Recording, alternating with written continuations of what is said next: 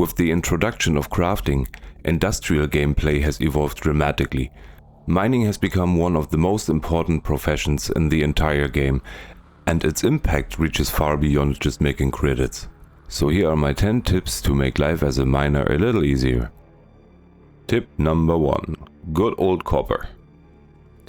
If you want to unlock improved mining laser blueprints, you're going to spend some quality time grinding Shubin reputation. For that, you'll need a supply of basic materials.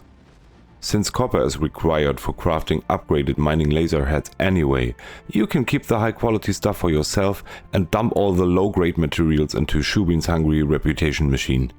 Copper is also one of the easiest resources to mine, making it a great place to start. Tip number 2. Repair damaged gadgets. Mining gadgets are expensive and annoying to replace. If you accidentally hit them with your mining laser, they will be damaged, not giving their traits to the rock anymore. Sometimes they even take damage when the rock itself breaks apart.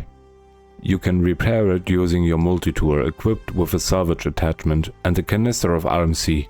Hold the right mouse button for a moment and it will be good to go again. Tip number 3. Turret-free module. If there's one mining module that deserves more attention, it's the turret-free.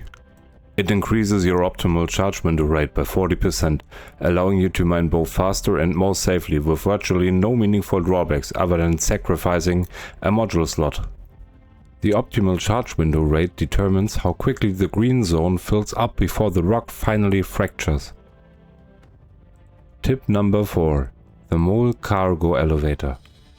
The cargo elevator in the Mole is a relatively new feature and offers room for up to 32 SCU of cargo. Technically, that means you could squeeze 4 additional ore pods into it. In practice, getting those pods in and out cleanly is a pain.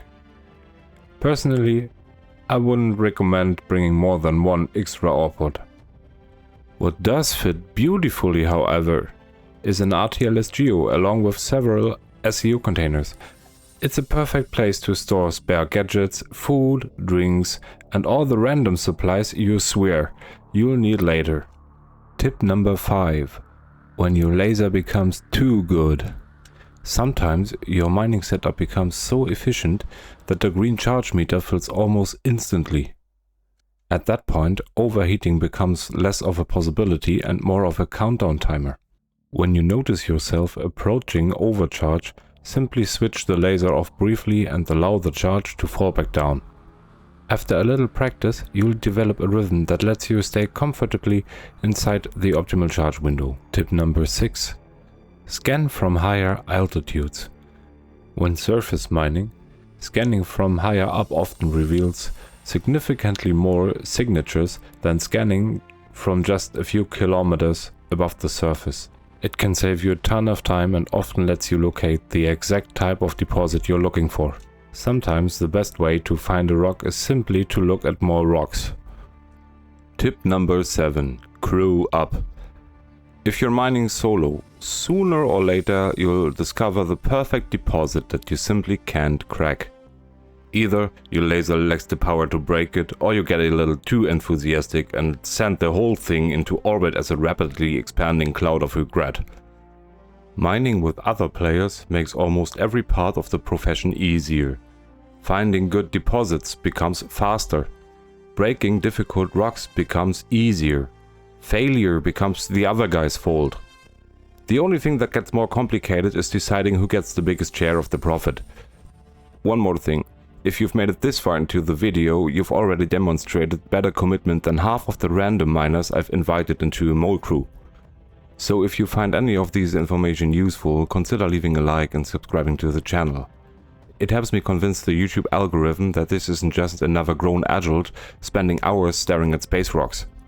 And apparently that's important. Tip number 8. The Drake Golem. Questionable at the moment. The main problem is that its mining laser currently can't be swapped out, which means it also can't be upgraded. This will almost certainly get fixed eventually. If you're watching this months from now, ask chat again before making a purchase decision. Future you might get better news. Tip number 9. finding the balance between prepared and paranoid. Preparation is essential when you are going after high-end A and S tier materials.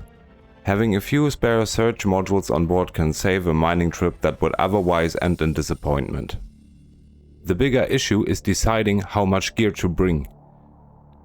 You can absolutely turn your ship into a flying mining workshop, packed with spare parts, gadgets, food, drinks, modules and enough supplies to survive a small apocalypse. But considering the current state of Star Citizen, your ship may occasionally decide that the trip you prepared for 2 hours is not going to happen this time. And so the point is, only bring what you're willing to lose.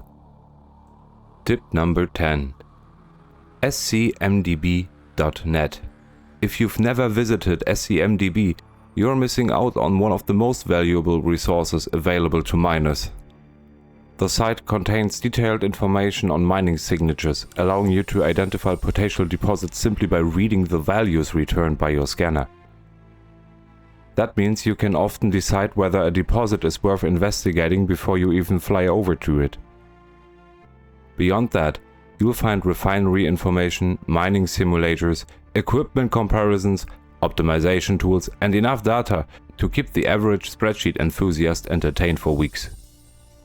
Honestly, there's so much useful information on the site that it could easily justify an entire video on its own. And that's it for today's mining tips. Hopefully they help you spend less time exploding valuable rocks and more time selling them.